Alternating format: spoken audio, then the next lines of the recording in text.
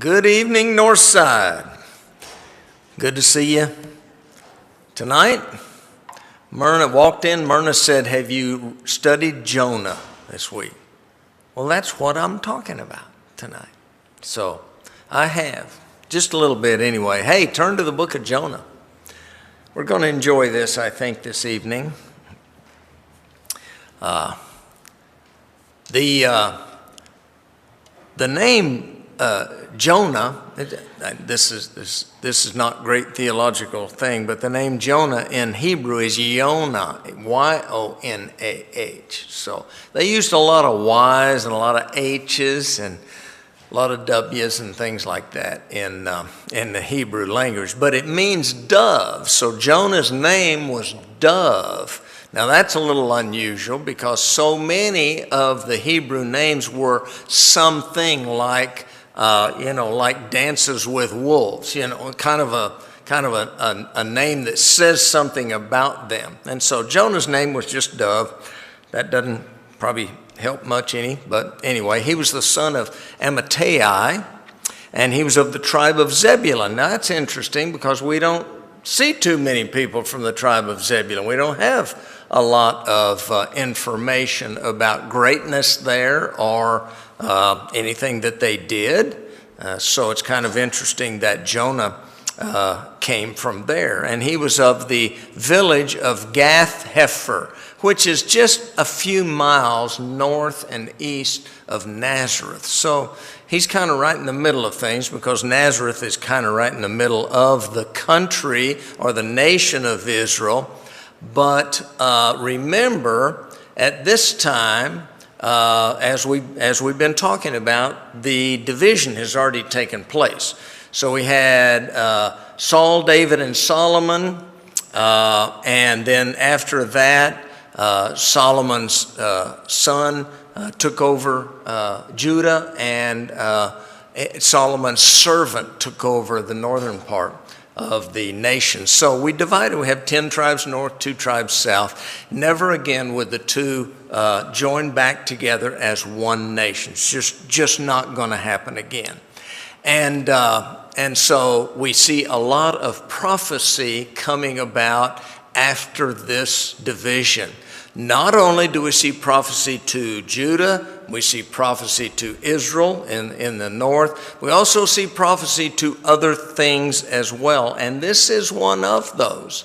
It's kind of strange or different for us to think about God's prophets going out and prophesying or dealing with other nations and trying to get other nations to repent. It's not unusual, but it's not real frequent either. And so we're going to see some of that in the book of Jonah as well. Now let's do a little background before we get into the book.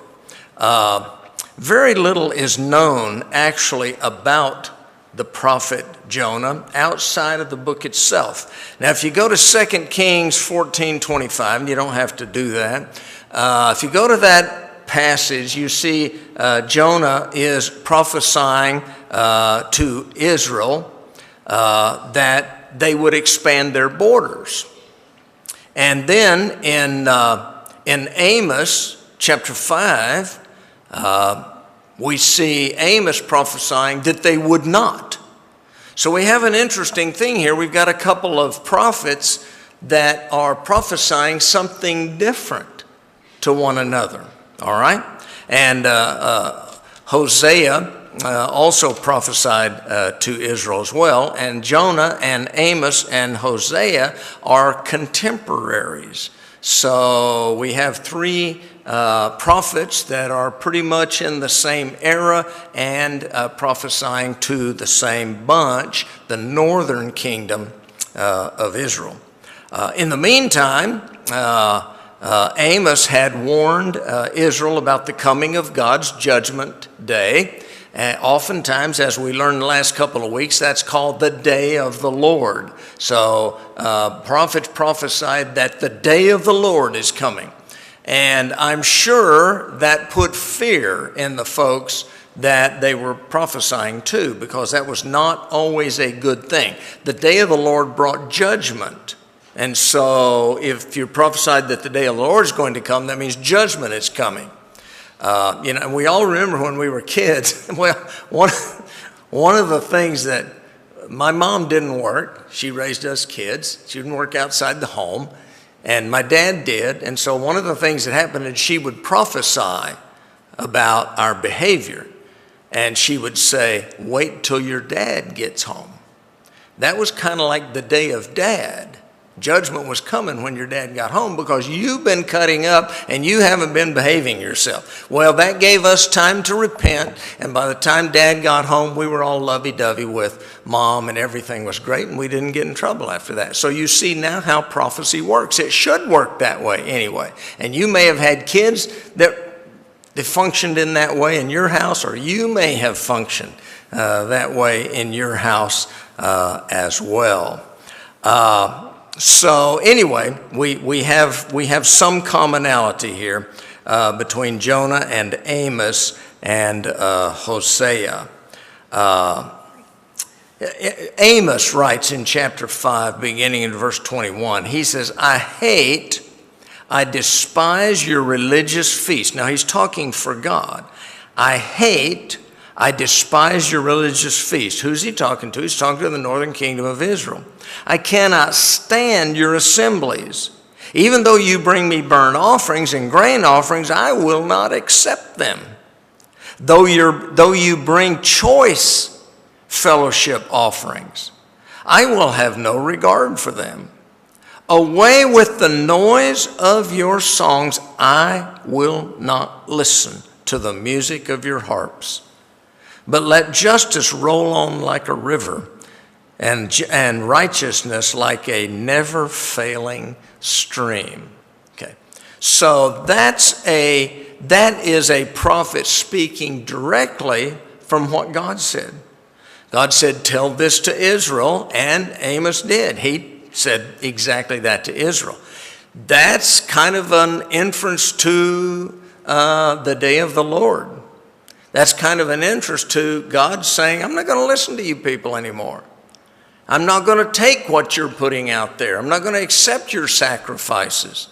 I am not, you are not in favor with me. I am not in favor with you.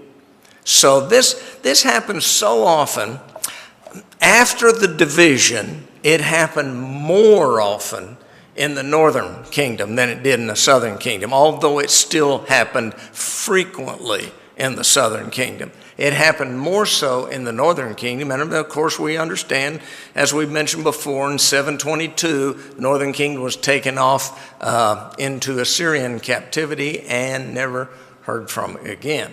And so God had it with, that was the day of the Lord for that part of the nation at least, and God had it with them, and he pronounced judgment on them, and he had the Assyrian army come and take over northern Israel and take them captive. That's the way God worked then. That's the way he punished those who did not do his will. Now don't forget, the nation Israel is the only nation that knows God's will. They know his laws. They know the things of, they know, understand the worship of God. They understand the whole life of Abraham and Moses and all that. They get all that. But the other nations out here are not exempt from doing what's right. And that used to puzzle me. How come God would hold other nations accountable when they didn't have the law? They didn't have the Ten Commandments. They didn't have the prophets. They didn't have the laws. They didn't have Genesis, Exodus, Leviticus, Numbers, and Deuteronomy. They didn't have the Pentateuch to look at, to go by. Why did God hold them accountable as well? Today, some of the terminology we use is God's will, his law is written on our heart. Guess what? It was written on the heart of mankind from the beginning. It's kind of like the story about who told Cain he couldn't kill Abel. Where was that law written? Where was it? We don't know. Maybe it was, but we don't know. Cain knew what he was doing. He knew that it was wrong. Why? Good and bad understanding of that was written on the hearts of man. And it is all these other nations out here, okay? You got the Babylonians, you got the Assyrians, you got the Egyptians, you've got the Syrians, you've got all these people out here. They know that. They know what's good and right. But God gave the law to the nation of Israel and expected them to follow, and they did a pretty bad job, honestly, of doing that. All right. Let's take a little look here at Assyria during this time. Now, I looked for some really good maps, and this is really the best one that I found. This is, if you look at the writing at the bottom, 680 to 627 BC. So this is 7th century stuff. This is after Jonah. So this is after what we're talking about. But it shows the extent of the empire of the Assyrians, all the way from the Persian Gulf, all the way north into Hittite country, and all the way down into Egypt itself.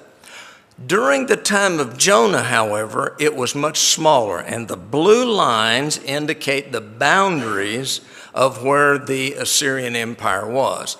On the left, it was north of that blue line, and on the right, it was northwest of that line. It hung in that area. It was big, and it was powerful, but it wasn't all that extensive. Now, in that yellow circle at the top is where Nineveh was. Nineveh was a great city. In fact, scholars and historians say that it was the largest city in the world at that time. We'll talk a little bit more about that. And then if you look at the yellow circle at the bottom left, well, that's where Judah was, and that's where Jerusalem was. And just north of that was where Israel was. So you have a little bit of understanding that if the Assyrian Empire was going to grow from within those blue lines to be great, and that's what countries wanted to do, everything Babylon, Assyria, you come into more modern times from that, you have the Mesopotamian, the Greek Empire, you have the Roman Empire, and everybody just wants more land and more stuff. Now, why did they want that? They didn't like the people, they wanted the resources. And so they went as far as they could go to get as much stuff as they could get. And that's what the Assyrians were up to at that time. Let's go over here.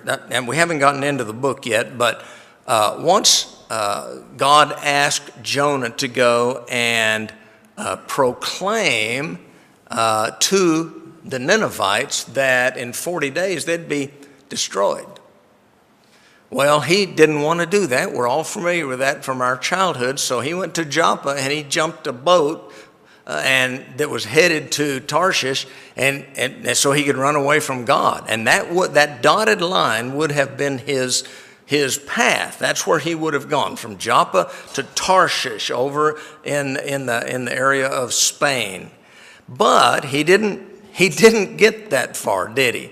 In this map, you see that once he left Joppa, God created this massive storm and to the point to where it was breaking up the ship, and yet we'll get into the story in a minute. So he didn't get very far and had to turn around, repent, and go to Nineveh. So you kind of get an idea where that is. And I understand that from Joppa to Nineveh was about 500 miles. So I don't know how long it took him to go 500 miles, but I'm sure it took quite a while. All right, now this is a Google Earth picture of the ancient city of Nineveh. Now, you can tell that there's buildings, houses, another city around what you're looking at right now. That's Mosul. Now, during the Iraq War, nearly every night we heard something about Mosul. There was a battle, or we were making progress, or they were making progress. Something was happening in Mosul. And so Nineveh right now is literally inside the city of Mosul. It's across the Tigris River from downtown Mosul. So what you're looking at now is barren land, but it it was being excavated for several years to find out what was in the city of Nineveh. That wasn't all of Nineveh. Nineveh actually looked like this. And you can see the river in the middle and the northern part. That's what I showed you just a while ago. That's the northern part of this. So there was a lot more to the city than just what I showed you in that last one. But as you see, there are homes and businesses and all kinds of things south of that part of Nineveh now. So I don't know whether they're going to tear that up and excavate it or what, because I don't really keep up with that. But it's kind of an interesting area for where it is. So the old or the ancient Nineveh is still in ruins. And it's about 2,000 acres. That includes the upper part and the lower part, just about 2,000 acres. Well, if you say how many people live there, already gave away that scholars and historians think there was about 120,000 people there. Excuse me, I don't think you can get 120,000 people in 2,000 acres. But if you go by the percentage or the per acre density of people in the United States cities, it's 3.5 people per acre. So if you do that, you've got a population of 7,000. Wow, that's a lot smaller than 120,000. Wichita density is 3.6 people per acre. So that boosts Nineveh up to about 7,200. Now, Mosul itself has a density of 24.7 people per acre. So that would boost Nineveh up to about 49,400 people. If you go to New York City, you have a density of 45.5 people per acre. Now you can do that. I mean, my son has about an acre where he lives. And we had a party over there one time. We probably had 30 or 40 people, and it wasn't a problem. But they didn't live there. So, of course, you're going to have to go up. And we understand that New York City is a community that lives up. So that would be we're getting to about 91,000 if you have a density of 45.5 people per acre.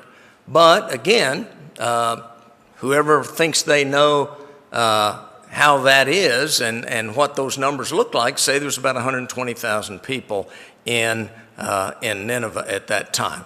So how would you justify that? Well, I would justify that by saying what you see in Nineveh, that's where the city walls were, but people lived all around. It's just like the population of Wichita is just under 400,000, but Metro Wichita is about 600,000. People live all around. If the bad guys come, if you get attacked by an army or something like that, people would rush into the city and be protected within the city walls. And that's the way cities have operated for years. So, but anyway, just want you to know that that's where Nineveh is. Now, the reason I did this is that once we get into the book, I want you to keep in mind the size of Nineveh, or at least the city of Nineveh within the walls. There's your 60 people per acre, 120,000 population. Now, this is what somebody thinks that Nineveh used to look like on the Tigris River. A very prosperous, beautiful city.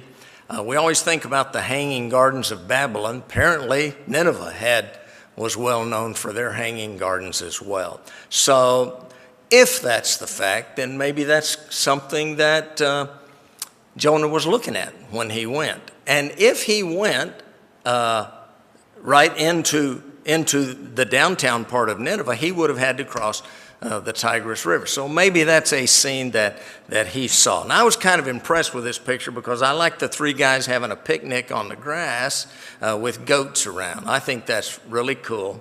I think that's probably exactly what Nineveh looked like, and then people going up and down the river in their little gondolas and things. So I think that was probably just about right. Now today, these are some of the walls of the city of Nineveh. Now, most of this was torn down, but the stones stayed there, so the rebuilding just had to put the stones back up and make it look like what part of the wall already looked like. So Nineveh has been excavated to a degree, and the walls of the city put back up to make them look supposedly like they did before. This is a picture of walls already having been reconstructed and some workers in the process of reconstructing walls, okay?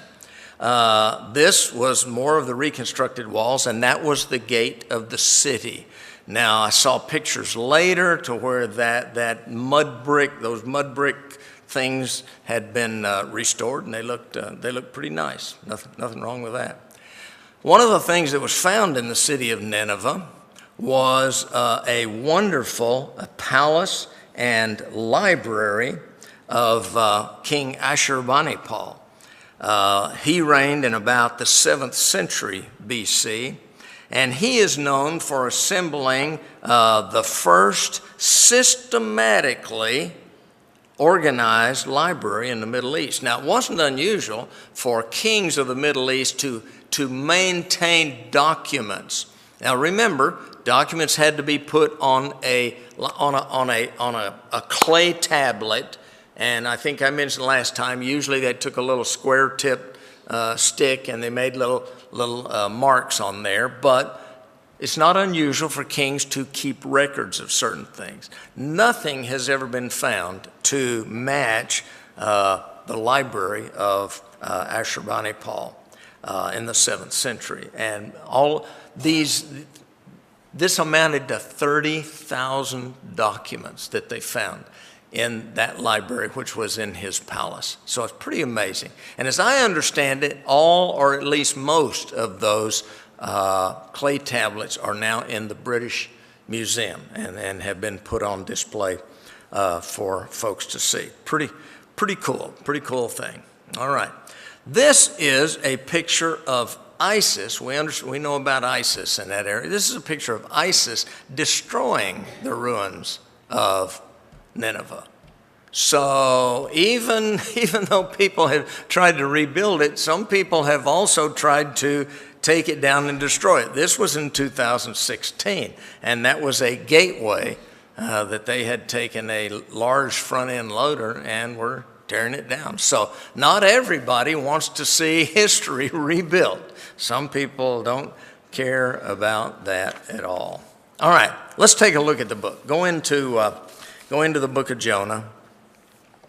All right, we're not going to read verbatim everything, but we're going to bounce around in here a little bit and kind of skim through some of this.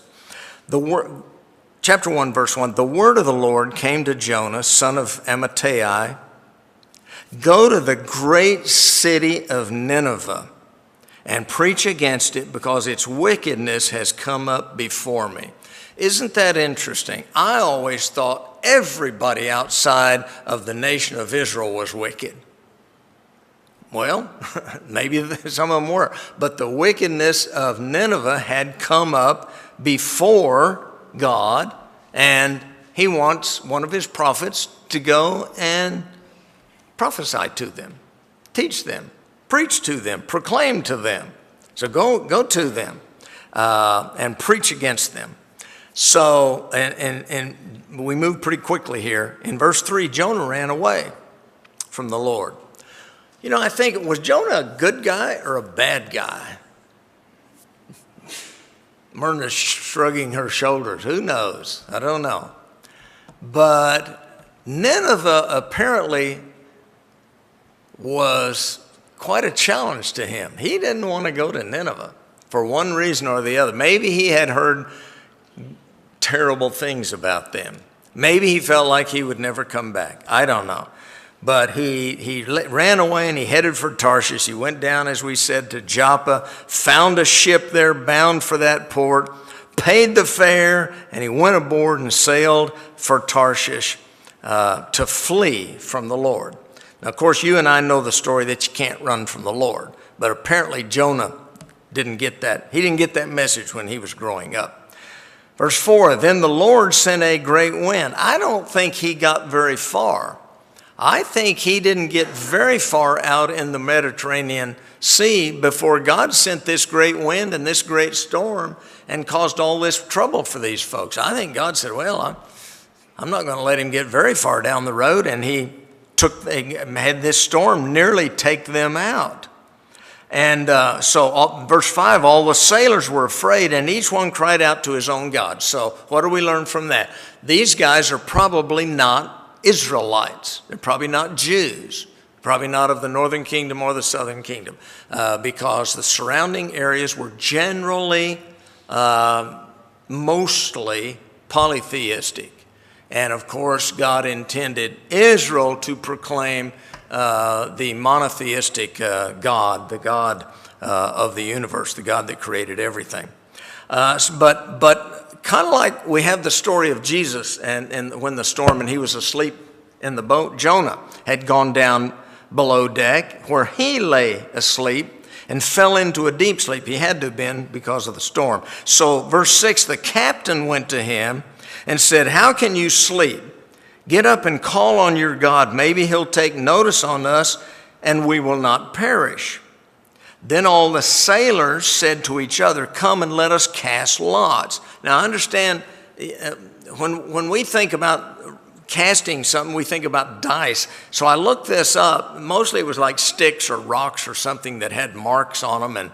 And they thought maybe they would roll the rock, and if it came up with your name on top, maybe you were the bad guy. They did something similar to that. And so they cast lots and it fell on Jonah. Well, God was involved in that casting of lots, wasn't he?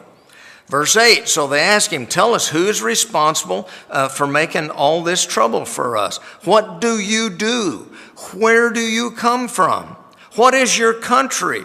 From what people are you? Man, they're trying to figure out who this guy Jonah is. And he said, I'm a Hebrew. Verse 9, I worship the Lord, the God of heaven, who made the sea and the land. There he is proclaiming, this is the God that created everything. So this terrified them, verse 10. What have you done? They're trying to figure out what was going on. He was running away from the Lord because he had already told them so. So the sea was getting worse and worse. Verse 12, Jonah says, pick me up and throw me into the sea, and it'll become calm. He knew what was going on. I know it's my fault. Verse 13, instead the men did their best to row back to land. So, we can't always hold that all these guys outside of Israel were the bad guys. They always did everything wrong. They were just mean and nasty and sinful. They didn't want to kill Jonah. So when he said, throw me overboard and it'll turn calm, well, okay, we'll start rowing back to shore. That's another reason I think they hadn't gone very far, okay? But when they could not, get back to land, when they could not, for the sea grew even wilder before them, then they cried out to the Lord. And listen to this, I love this. Oh Lord, please don't let us die for taking this man's life. Don't hold us accountable for killing an innocent man. They're getting ready to kill an innocent man. Don't hold us accountable for killing an innocent man. Wow. For you, O Lord, have done as you please. Then they took Jonah up and they threw him overboard, and the sea grew calm. So, sure enough, what Jonah told them happened. At this, the men greatly feared the Lord. Now they say, when the storm came up, you could put that off on nature, okay?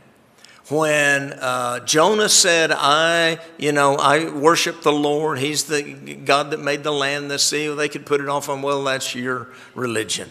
When he said, throw me overboard and the sea will be calm, well, he's just saying that. We're going to try to save all of our lives, including him. But when they finally did throw him overboard and things got calm, now they're beginning to understand. They feared the Lord then, and they offered a sacrifice. they had already thrown everything aboard, so I'm not sure what they sacrificed, and I hope they didn't burn their boat down, but they offered a sacrifice to the Lord and made vows to him.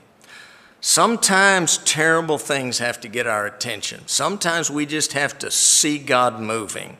Verse 17, but the Lord provided a great fish, doesn't say whale, never did say whale, provided a great fish to swallow Jonah, and Jonah was inside the fish 3 days and 3 nights.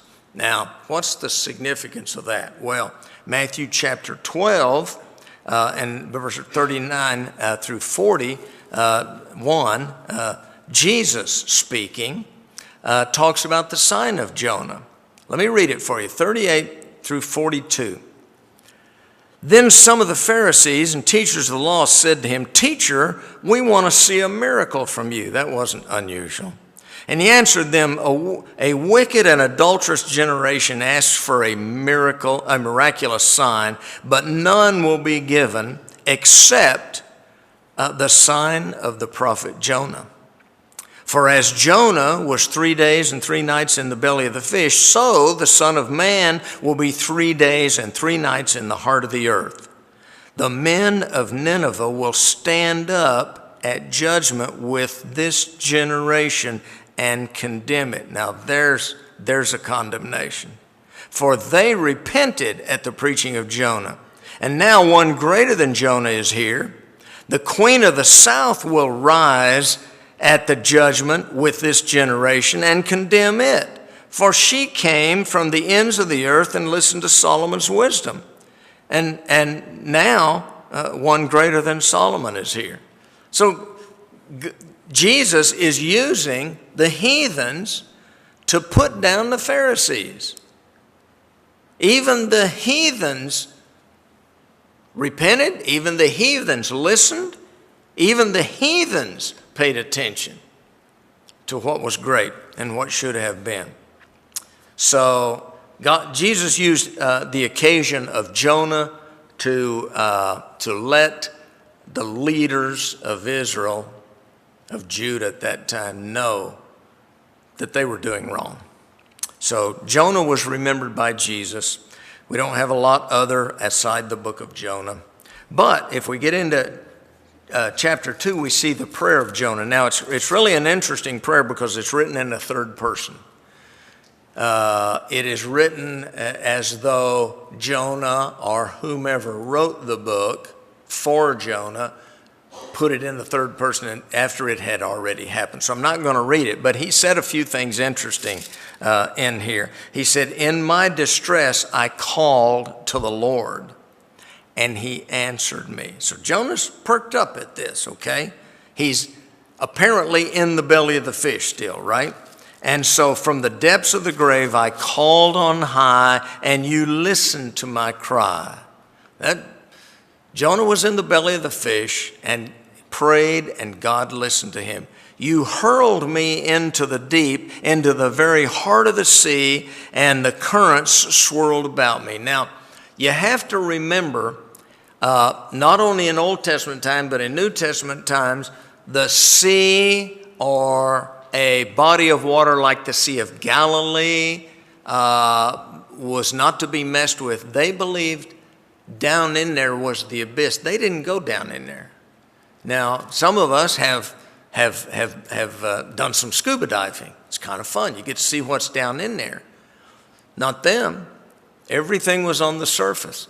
If somebody fell, it was like the abyss. Something horrible and terrible is down there. So people of this time generally, made up demons. There's demons down there. We're thinking of all the horrible things that could possibly happen if you go in that cave or if you climb that mountain or if you get in that water. Things could be bad.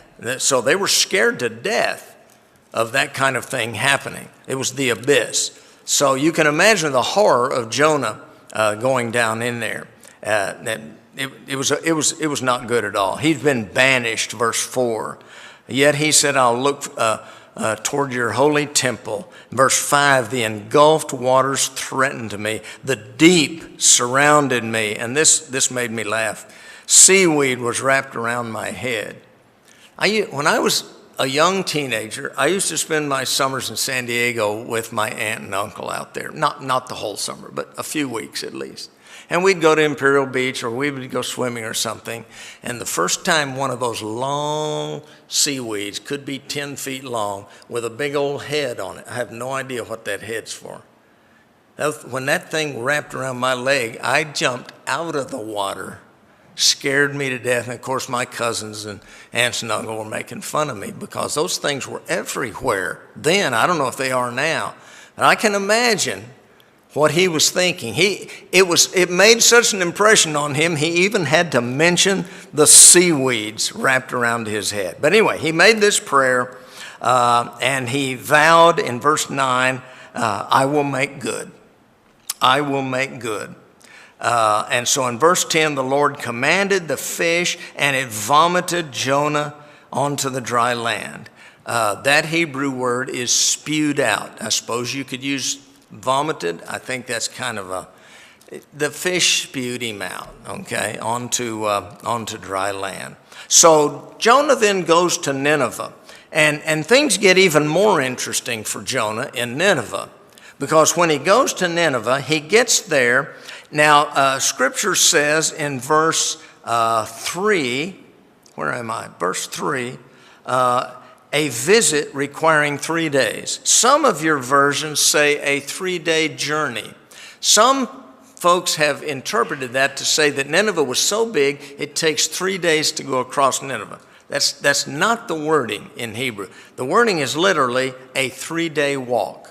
Doesn't mean a 3-day walk from one side of Nineveh to the other, but a 3-day walk. Nineveh was so bad, so big, he had looked at this, and I think Jonah had said, this is going to take about 3 days. I better get with it. That's just my interpretation. I may be totally wrong. But anyway, so he started out on the first day. Remember, he had decided this is going to take 3 days for me to proclaim what I need to Nineveh. So verse 4 says, on the first day, Jonah started out into the city, and he proclaimed 40 more days and Nineveh will be overturned. Doesn't say anything about second day or third day, but on the first day he made this proclamation, and guess what? Verse 5, the Ninevites believed God. They declared a fast, and all of them, from the greatest to the least, put on sackcloth. Are you serious? This is a bunch of heathens. And he preached to them, and they believed it.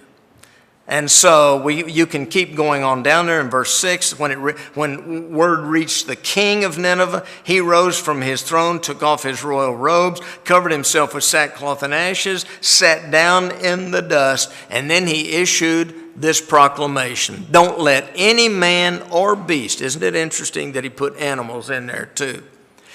Don't let any man or beast, herd or flock, taste anything. Do not let them eat or drink, but let man and beast be covered with sackcloth. Let every one call urgently on God. Let them give up their evil ways and their violence. Who knows, God may yet relent and with compassion turn from his fierce anger so that we will not perish. That's beautiful. That's an instant repentance. That's an instant turning around and saying, man, we're going to do what we can. And sackcloth and dust, or sackcloth and ashes, humbling yourself that way was very common in Israel. It was very common in that part of the country as well. To say, I'm sorry, to say, I'm guilty, to say, I want to change, to say I'm repenting, whatever the case may be. And so they did that. Surprise to Jonah, he was afraid to go. He didn't want to go. So verse 10, when God saw what they did and how they turned from their evil ways, he had compassion and did not bring upon them the destruction that he had threatened. Isn't that fabulous? Guess what? Next verse says, but Jonah was greatly displeased and became angry. Are you serious? I mean, this guy has problems, okay? I'm not forgive me. I know he was a person, a prophet of God, that even Jesus knew about. But this guy had problems. Once he did what God said to do and saw the great result of it. You did a great job, Jonah. You preached and they repented. And he was mad. You ever see a preacher, people come forward repenting of their sins and he gets mad at them? That's what Jonah did. He got mad at them. He prayed to the Lord, "Oh Lord," I'm sorry, some of this is just really funny. "Is this not what I said when," and I didn't know he said this, "is this not what I said when I was still at home? That's why I was so quick to flee to Tarshish. I knew that you're a gracious and compassionate God, slow to anger, abounding in love, a God who relents and from sending calamity." I knew you were going to forgive him. I just knew you were a gracious God. Jiminy Christmas. You know, I don't know why I did all this, because I knew that you wouldn't bring destruction on them. So Jonah went out and made him a little shelter, sat down, and I love this picture because I can see in this guy's eyes just going to wait for the destruction of Nineveh. He's going to wait for it to be destroyed. And God caused a plant to grow up and make a shade so that he didn't get hot and faint. And the next morning, God created a little worm that ate that plant. Jonah was a very interesting individual. Very interesting at all. Very much so.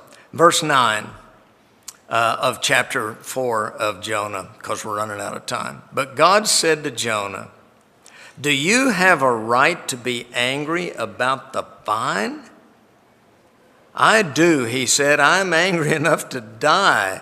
But the Lord said, 'You have been concerned about this vine, though you did not tend it or make it grow.